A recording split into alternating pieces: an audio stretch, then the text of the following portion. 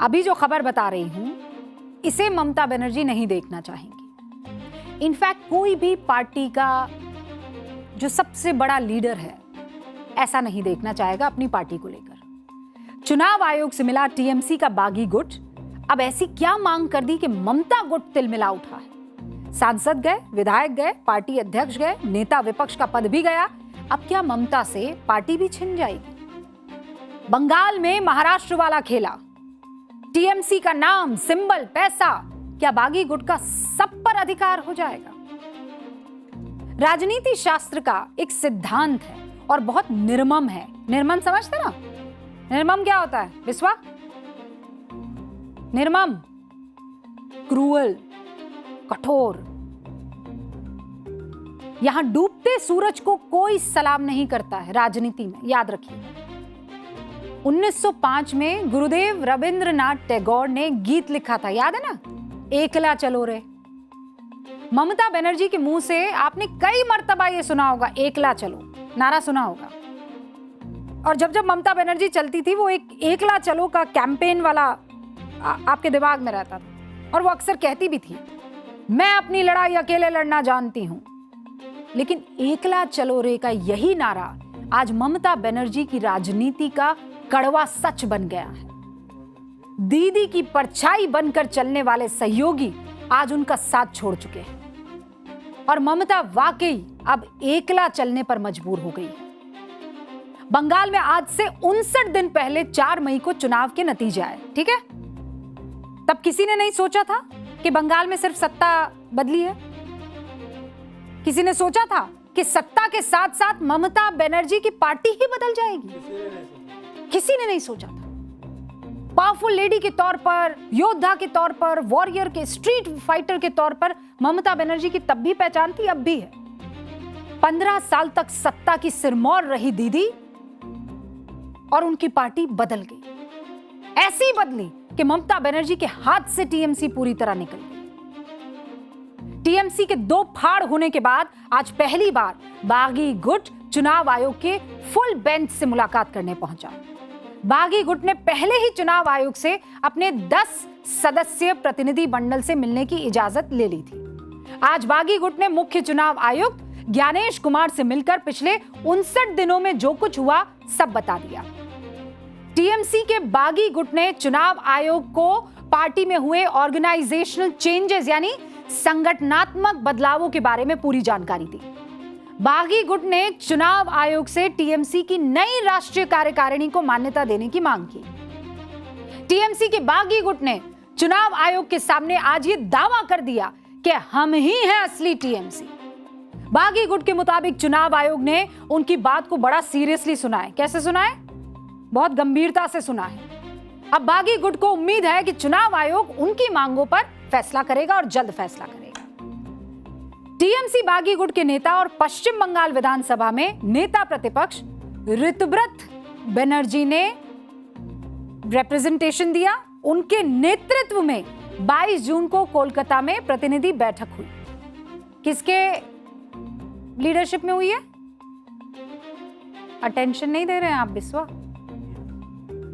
ऋतुव्रत बनर्जी नेता प्रतिपक्ष हैं। ऋतुव्रत बनर्जी कौन है?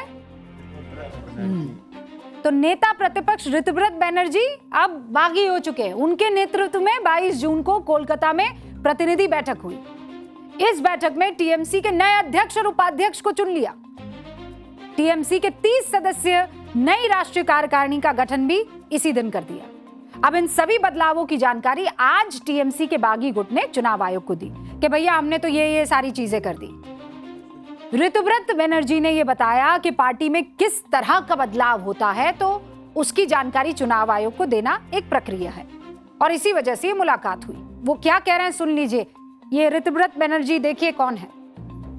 मैं हम लोग इलेक्शन कमीशन को धन्यवाद देंगे कि आज इलेक्शन कमीशन का फुल बेंच उन लोगों से हम लोगों का मिलने का मौका मिला और काफी लंबा समय से उन्होंने हमारा जो बात था वो बात सुने हैं और हम लोग ये उम्मीद करते हैं कि जल्द से जल्द इलेक्शन कमीशन, हम लोग जो आए थे इलेक्शन कमीशन जल्द से जल्द will get back to us. हम लोग ऑल इंडिया तृणमूल कांग्रेस है मेजॉरिटी 2/3 से भी ज्यादा majority MLAs are with us, corporators are with us, municipality का जो काउंसिलर्स है हम लोगों के साथ है, जिला परिषद का मेंबर, जिला परिषद का अध्यक्ष, ये लोग हमारे साथ है। तो मांग का कोई सवाल नहीं है, यही प्रोसेस है। जब भी कोई पार्टी का कोई ऐसा सेशन होता है, कॉन्फ्रेंस होता है, कांग्रेस होता है, तो यही सिस्टम है। तो तुरंत इलेक्शन कमीशन को इत्तला करना चाहिए। तो 22 तारीख हम लोग मिले, 23 तारीख ही हम लोग यहाँ हमारा रिप्रेजेंटेशन भेज के जमा किए थे हमारा चिट्ठी। तो ये कौन थे? ऋतव्रत बनर्जी।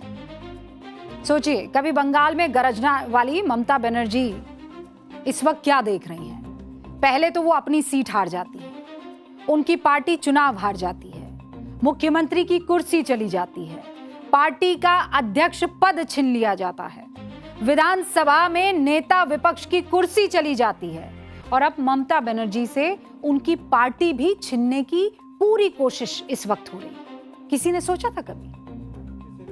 ममता बनर्जी गुट हालांकि ये कह रहा है अभी भी पार्टी ममता बनर्जी की है, उनका एकाधिकार है, और बागी गुट चाहे कितने भी हाथ पैर मार ले, उसके हाथ में कुछो नहीं आने वाला।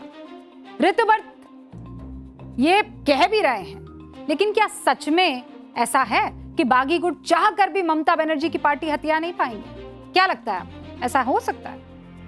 सब कुछ कानून पर निर्भर करता है ना भाई। किसी पार्टी में अगर दो गुट बन जाए और दोनों गुट पार्टी पर अपना अपना दावा कर ले कि पार्टी मेरी नहीं मेरी, तो कानूनी अधिकार किसका होगा? कहीं तो कुछ लिखा होगा ना। पार्टी का असली गुट किसे कहा जाएगा, इसके बारे में संविधान में कुछ लिखा है कि नहीं लिखा? हमारी संविधान हर चीज का सलूशन है, और इसीलिए संविधान क्या कहता है आपको बताते हैं। चलिए भाई, बोर्ड बाबू की तरफ पहले करेंगे बोर्ड बाबू को प्रणाम। ठीक है, तो ये हमारे बोर्ड बाबू।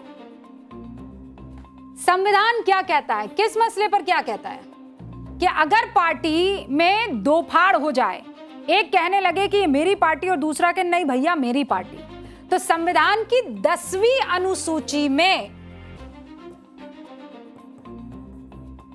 अनुसूची में दल बदल कानून के तहत किसी पार्टी के बागी गुट को मान्यता तभी मिलेगी। इन सब में सबसे महत्वपूर्ण चीज क्या है? तभी मिलेगी जब 2/3 विधायक या सांसद बागी के साथ होंगे। यह सबसे महत्वपूर्ण चीज है, इसको ध्यान रखिए। आपको चाहिए 2/3 या तो विधायक या सांसद। अब आप कहेंगे तो फिर ममता दीदी वाली टीएमसी में क्या सीन है ना? ये जानना चाहेंगे। चलिए अब वो बताती हूँ आपको। ये आया अगला स्लाइड। विधानसभा में टीएमसी की स्थिति क्या है वो समझ लीजिए। विधानसभा में इस वक्त टीएमसी की स्थिति ये है कि टीएमसी के पास इस वक्त 80 विधायक है। कितने विधायक है? 80। इनमें से जो बागी गुट है उसके पास कितने हैं? 58। बागी गुट के पास 2/3 समर्थन है कि नहीं है? भाई अगर मैं 80 का 2/3 निकालने जाती हूं तो लगभग 53 पॉइंट समथिंग होता है, 53 पॉइंट समथिंग। तो वो कितना हो गया? वो हो गया 54। यानी ये तो 58 है, तो 4 ज्यादा है, यहां पर 4 ज्यादा है। अब आ जाइए, बागी गुट के पास यहां पर 2/3 बहुमत है। ममता के पास कितने हैं? 22। ममता के पास देखिए कितने विधायक हैं? 22। केवल 22। ये 2/3 होते हैं? अभी नहीं होते। 2/3 कौन से होते हैं? 58 होते हैं। और ये किसके साथ है? ये अलग गुट बना चुके हैं, ये बागी हैं। चलिए अब अगले के पास आते हैं। ये तो विधायक था, विधायक वाला मामला। अब लोकसभा की बात करते हैं। लोकसभा मतलब क्या हुआ? सांसद। लोकसभा का मतलब हुआ सांसद। तो लोकसभा में टीएमसी के कुल कितने सांसद हैं? 28 सांसद हैं। इनमें से 20 सांसद अलग हो चुके हैं। ठीक है, और 2/3 निकालूं मैं 28 का तो कितना होगा पता है? 19। तो ये तो +1 चल रहा है अभी। ठीक है, और बागी सांसदों की संख्या 19 होनी चाहिए, 20 हो गई, तो 2/3 इनके पास चला गया, बागियों के पास। अब क्या बच जाता है? ममता के पास कितने बच जाते हैं? 8 बच जाते हैं। यानी जो 19 होते हैं वो भी यहां नहीं आ पा रहे हैं। हो गई स्थिति खराब। अब आगे चलते हैं, राज्यसभा की भी मैं बात कर देती हूँ। राज्यसभा में टीएमसी की स्थिति क्या है? राज्यसभा में टीएमसी के 13 में से 4 सांसद पहले ही इस्तीफा दे चुके हैं, 4 सांसद जा चुके हैं। ममता गुट के पास अभी कितने बच रहे हैं? केवल 9 राज्यसभा सांसद। तो यहां भी स्थिति बहुत बढ़िया ममता बनर्जी के फेवर वाली दिखाई दे नहीं रही है। यानी दल बदल कानून के मुताबिक किसी पार्टी के पास अगर 2/3 विधायक और सांसद हैं, मतलब बागी के पास, तो फिर पूरे चांसेस हैं कि वो कहां चला जाएगा? बागी के पास चला जाएगा। अब जरा दूसरा, बागी गुट का दूसरी पार्टी में विलय कैसे होगा? कैसे होगा विलय? ये आपके सामने है। 2/3 विधायक सांसद दूसरी पार्टी में विलय कर सकते हैं। मतलब ये चाहे तो या तो कांग्रेस में जा सकते हैं या फिर ये बीजेपी में जा सकते हैं या फिर अलग गुट बनाकर उसकी मान्यता मांग सकते हैं। अभी क्या कर रहे हैं ये लोग? अभी यही तो कर रहे हैं, अलग गुट बना रहे हैं। बंगाल में स्पीकर ने टीएमसी के बागी गुट को मान्यता दे दी है, स्पीकर ने, ठीक है। बंगाल में नेता प्रतिपक्ष का पद जो है वो बागी गुट के पास जा सकता है, ऐसी सूचना है। लोकसभा में टीएमसी के बागी सांसदों ने एनसीपीआई में विलय कर दिया है। जो पार्टी है वो एनसीपीआई बताई जा रही है, एनसीपीआई के पास ये जा चुके हैं। तो आप समझ लीजिए कि इस वक्त ममता बनर्जी के लिए हालात बहुत अच्छे दिखाई नहीं दे रहे हैं। अब जरा आगे आ जाते हैं। आप ये जानना चाहेंगे ये फैसला कौन करेगा? कोर्ट करेगी कि कोई और होगा वो करेगा? बागी गुट की मान्यता पर अंतिम फैसला करने वाला विधानसभा में कौन हुआ? विधानसभा में विधानसभा के अध्यक्ष हुए, ठीक है। लोकसभा में कौन हुए? लोकसभा में लोकसभा के अध्यक्ष हुए। राज्यसभा में कौन हुए? सभापति हुए। पर राज्यसभा में तो वैसे ही इस्तीफा दिया जा चुका है। यानी अगर विधानसभा की बात आती है तो अध्यक्ष रथिंद्र बोस फैसला लेंगे कि ये किसके पक्ष में जाना चाहिए। लेकिन वो भी बायलॉज देखेंगे, बुक्स देखेंगे, संविधान देखेंगे।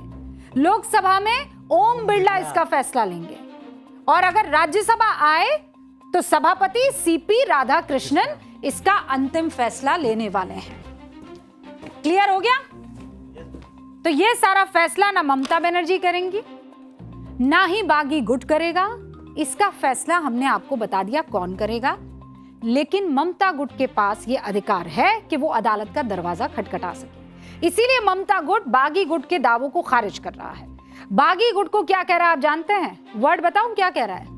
टुटपुटिया झुंड। क्या कह रहा है? टुटपुटिया झुंड। बड़ा टूटी फ्रूटी टाइप है लेकिन टुटपुटिया झुंड। सुनिए कि ईसी के अपने नियम के अनुसार सिर्फ अधिकृत प्रतिनिधि मिल सकते हैं, मुलाकात कर सकते हैं चुनाव आयोग के फुल बेंच के साथ।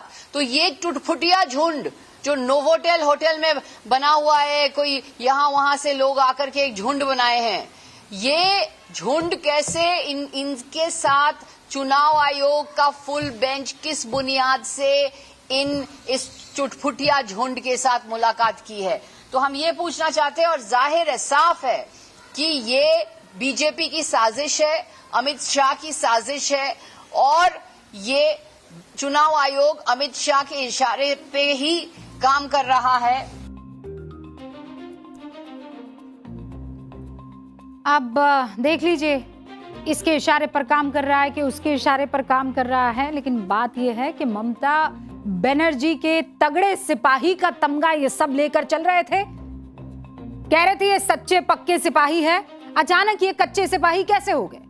ऋतुपर्ता टीएमसी में लड़ाई सिर्फ जो है वो पार्टी पर कब्जे की नहीं है, बल्कि पार्टी के अकाउंट में पड़े 1000 करोड़ रुपए की भी है। कितने की? 1000 करोड़। केवल ये ऐसा नहीं है कि हमारी आइडियोलॉजी पैसा, इसीलिए दोनों गुट जो है पार्टी में पैसे को लेकर भिड़ गए हैं। ममता बनर्जी को इस मामले में हाई कोर्ट से जबरदस्त झटका लग गया। क्यों? ममता गुट ये चाह रहा था कि पार्टी के बैंक खाते अनब्लॉक कर दिए जाए ताकि वो पैसा निकाल सके, लेकिन कोर्ट ने ऐसा करने से इनकार कर दिया। इस मामले में अब तक क्या कुछ हुआ है जल्दी से आपको बता देती हूँ। पिछले महीने 19 जून को टीएमसी के बागी गुट ने थाने में शिकायत देकर मांग की कि टीएमसी के पार्टी खातों में जमा फंड के सोर्स की जांच की जाए। ठीक है, कहा भाई ये पैसा कहां से आ रहा है पता लगाओ। इसके अगले ही दिन यानी 20 जून को पुलिस ने शिकायत के आधार पर टीएमसी के तीनों बैंक खातों को फ्रीज कर दिया। मतलब आप इसमें से पैसा नहीं निकाल सकते। अच्छा, इन खातों में कितना पैसा था? 440 करोड़। और यही 440 वोल्ट का झटका बन गया। 29 जून को अदालत ने टीएमसी को निर्देश दिया कि वो पुलिस की कार्रवाई पर बैंक और पुलिस को औपचारिक नोटिस दे। 30 जून को हाई कोर्ट ने टीएमसी की याचिका पर तत्काल सुनवाई से इनकार करते हुए क्या कहा कि वो इस मामले को स्पेशल केस की तरह नहीं देखने वाले। आज यानी 2 जुलाई को हाई कोर्ट ने टीएमसी के बैंक खातों को अनफ्रीज करने से इनकार कर दिया कि नहीं भैया ये हम नहीं करेंगे। लेकिन हाँ, पुलिस को पूछा जरूर, ये बड़ी जल्दी में तुम लोगों ने फ्रीज कर दिया।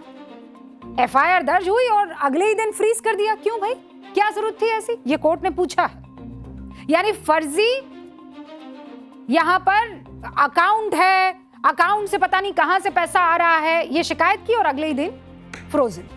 पार्टी फंड पर कब्जे की कानूनी लड़ाई अभी लंबी खिंचेगी। दोनों गुट इस पर बात करने के लिए तैयार नहीं है। लेकिन ये समझ लीजिए कि जो महाराष्ट्र में हो रहा था वो यहां पर होते हुए दिखाई दे रहा है। शिंदे, एकनाथ शिंदे और उद्धव ठाकरे, पार्टी किसके पास गई? एकनाथ शिंदे के पास। सिंबल किसके पास गया? एकनाथ शिंदे के। पहले वो कह रहे थे कि ये बागी है, लेकिन वही बागी बन गया असल पार्टी का हकदार। तो यहां क्या होगा? खेला होबे, हमारी नजर बनी रहेगी।